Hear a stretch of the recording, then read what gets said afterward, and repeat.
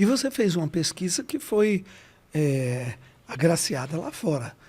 Que pesquisa foi e qual foi a sua premiação?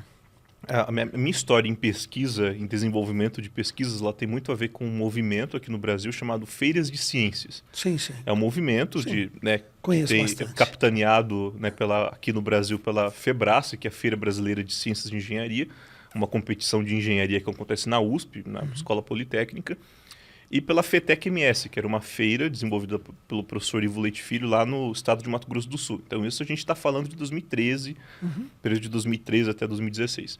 Comecei a participar desses eventos, meu primeiro projeto foi um projeto de engenharia biomédica, na verdade, não foi nem interface cérebro-máquina em si, mas era um jeito de você tornar mais barato a amplificação de DNA. Nós desenvolvemos, eu e os meus orientadores, um equipamento chamado termociclador. É um equipamento capaz de copiar vários segmentos de DNA com variações de temperatura. Isso você faz, né, teste de paternidade, análise forense e tudo mais. Facilita muito. E nós fizemos uma demonstração usando efeito termoelétrico, inclusive, pastilha Peltier, né, controlando a direção da corrente, de como você podia. E aquilo fazia parte, na verdade, de um movimento de ciência, biologia, faça você mesmo, do it yourself biology, que hoje em dia é muito grande, inclusive te permite comprar kits hoje nos Estados Unidos educacionais, que te permite fazer bactérias que brilham no escuro em casa, né? E a minha primeira pesquisa no campo de interface cérebro-máquina foi com controle de próteses, que é uma história muito interessante que tá tendo alguns desenvolvimentos muito recentes que tem a ver coisas assim, um para um, da Meta, do Facebook, né?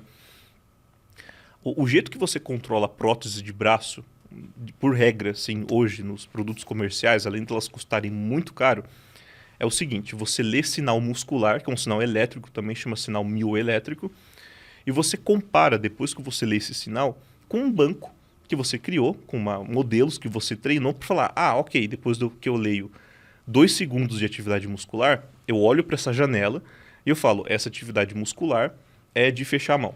Essa atividade muscular é de abrir a mão. Essa atividade muscular é de apontar. Então você compara, só que isso faz o controle ficar muito robotizado. Sim. Mecanizado. Você não tem a fluidez de movimentos das próteses que você vê nos filmes, séries e tudo mais. Então me perguntei por que nos anos 2000 um animal era capaz de controlar um jogo de videogame de forma tão fluida com atividade cerebral e por que essas próteses tinham esse problema de controle.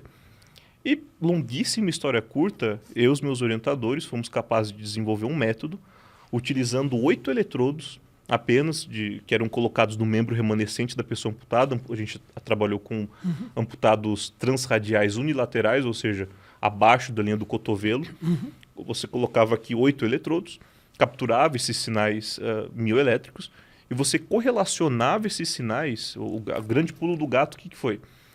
Para você fazer um modelo melhor, você tinha que coletar ao mesmo tempo o sinal elétrico e o sinal de movimento. Só que não tem como você coletar o sinal de movimento de um braço que não existe, uma pessoa amputada.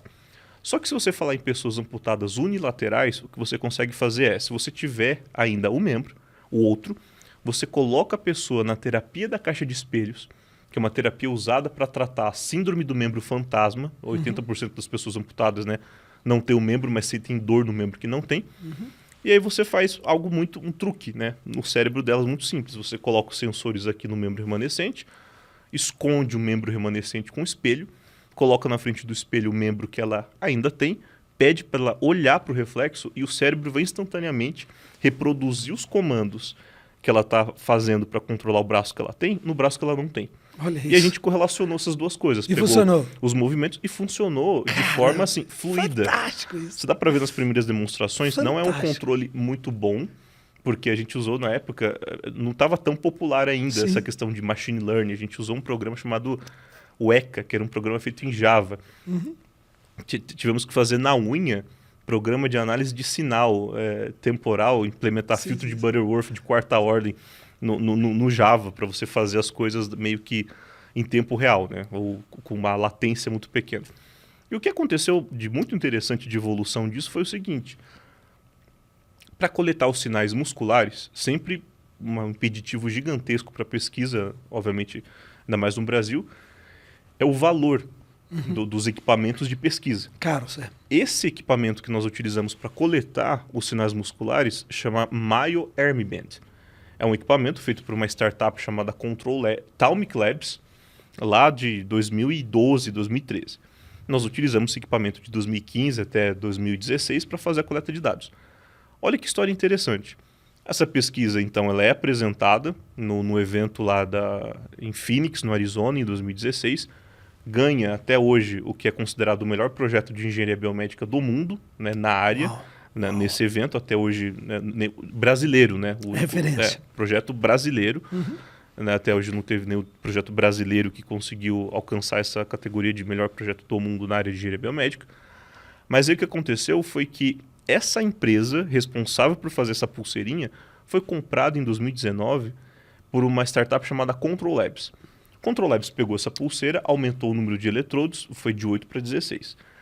No finalzinho do ano, a Meta adquire a Control Labs por mais de $500 milhão.